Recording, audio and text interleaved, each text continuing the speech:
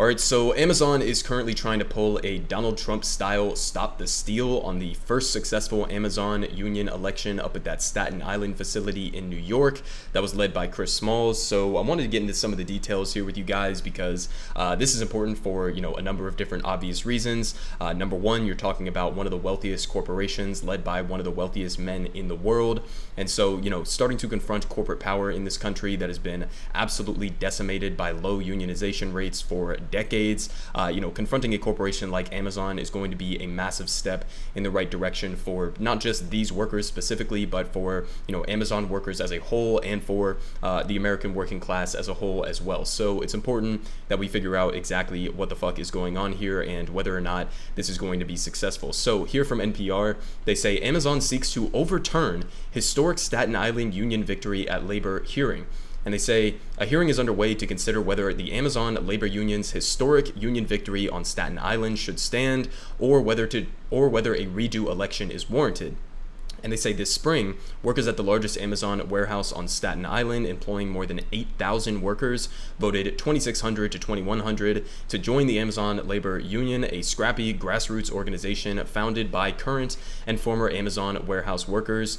And they say just a week after ballots were tallied on April 1st, Amazon filed 25 objections to the election. Okay, just 1 week. Okay, after this election was successful, 25 objections to it. And they say among its complaints, the company said the National Labor Relations Board's regional office in Brooklyn, which oversaw the election, favored the union and facilitated its victory. Okay, number one, if that was true, based and correct, I mean, obviously the NLRB is supposed to be neutral, but I don't think that there's any stretch that you could possibly argue that they were putting their thumb on the scale in favor of the Amazon Labor Union. If anything, they were just trying to create a level playing field to push back against the many illegal union busting tactics that Amazon deploys on a regular basis. So, that part of it is really just complete bullshit, but they continue saying the company also raised objections to some of the Amazon Labor Union's actions, charging that organizers harassed and threatened employees who weren't supporting the union. It sounds a lot like what Amazon is doing to the people who do support unions, but they say including suggesting that they may lose their benefits if they didn't back the union. Okay, hold on. Suggesting they may lose their benefits if they don't back the union, that's just a verifiable fact. If you don't have union protection, then the corporation Amazon can just take away benefits whenever the fuck they want, and there would be no potential collective pushback to that type of decision making. If you have a union, then you have much more protections in not only protecting the current benefits that you have, but also getting more benefits on top of that. So that part of it is just an objective reality. It's a fact. And also on top of that, we know for a fact that Amazon, during their anti-union meetings that they do at all of these different facilities, that they repeatedly tell workers that, if you join the union, then, everything's up in the air. You might lose your benefits. You might lose, you might have lower wages, etc. They throw that out all the time. So this is something that is not only true from the perspective of a union saying this, because again, you would have those protections in place for your benefits, but it's also completely hypocritical because we know that Amazon has been telling workers the exact same goddamn things. But they continue here saying, Amazon also charges that the union organizers handed out marijuana to workers in return for their support. And they say, in fact, union leaders have spoken openly about providing workers with marijuana, but not as a bribe.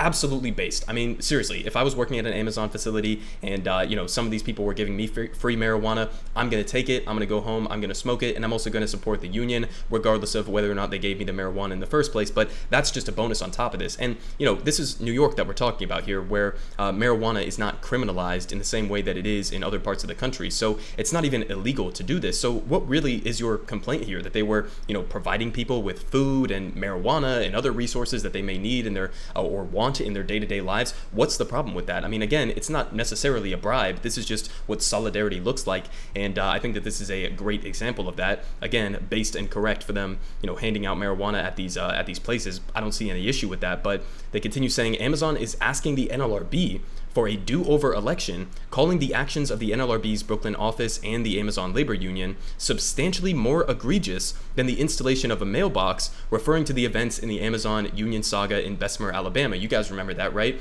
They installed a mailbox on the premises of the Amazon facility in Bessemer in order to try to pressure workers to make them feel as though they're being surveilled and make them feel like their vote is potentially going to be overseen by Amazon corporate and that maybe their jobs would be in jeopardy, etc. it was a completely dirty tactic that Amazon was deploying, and also it was against the advice of the NLRB. They straight up told them, you can't do this, and they went ahead and did it anyway, which led to a redo of the election. But, saying that it's substantially worse than that, which you're implying that you are surveilling workers, you're, attempting to put pressure on them to vote against the union by putting this on your property in an illegal manner. I mean, how are you going to say that that's worse, or that's somehow better than people handing out marijuana, or people, informing them about the insecurity of their benefits if they didn't have union protections? I mean, again, completely ridiculous. But they give more context here, saying in that election in Bessemer, held in early 2021, warehouse workers voted by more than 2-1 against joining the RWDSU,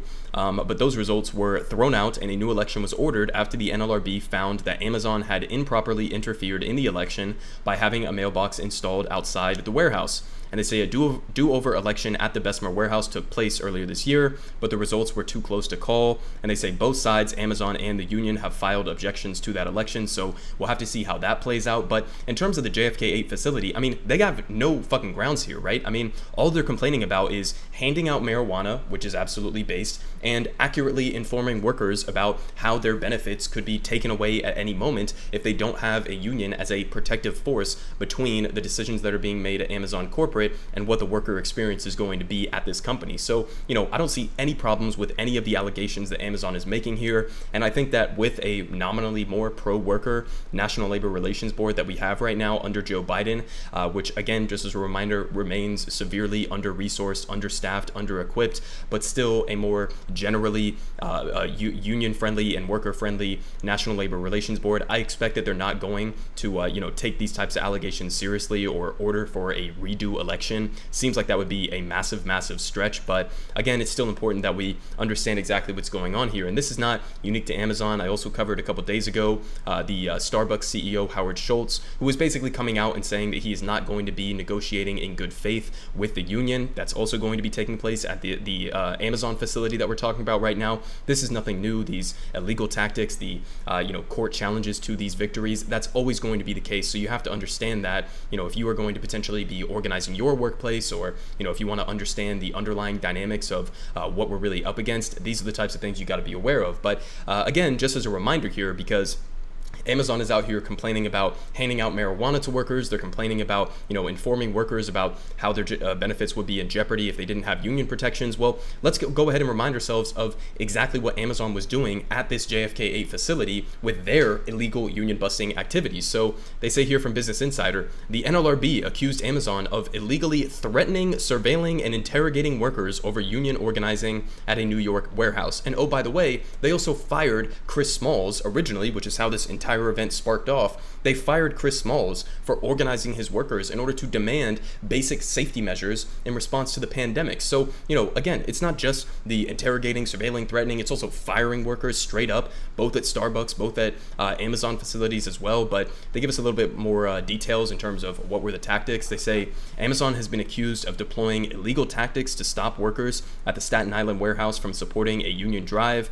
And they say in a National Labor Relations Board complaint, as first reported by Motherboard and Bloomberg, and they say organizers for the Amazon labor union have been openly campaigning for a union vote at the JFK 8 warehouse since April. And they say, quote, the NLRB issued a complaint against Amazon, alleging that the company repeatedly broke the law by threatening, surveilling, and interrogating their Staten Island warehouse workers who are engaged in a unionizing or a union organizing campaign. The NLRB Region 29 Regional Director, why did they say that twice? Region 29 Regional Director Kathy Drew King said in a statement sent to Insider, and they say the complaint seeks to stop and remedy this unlawful conduct to ensure that Amazon's employees can freely and fairly exercise their rights under the National Labor Relations Act. So listen, I mean, that last statement pretty much sums it all up, right?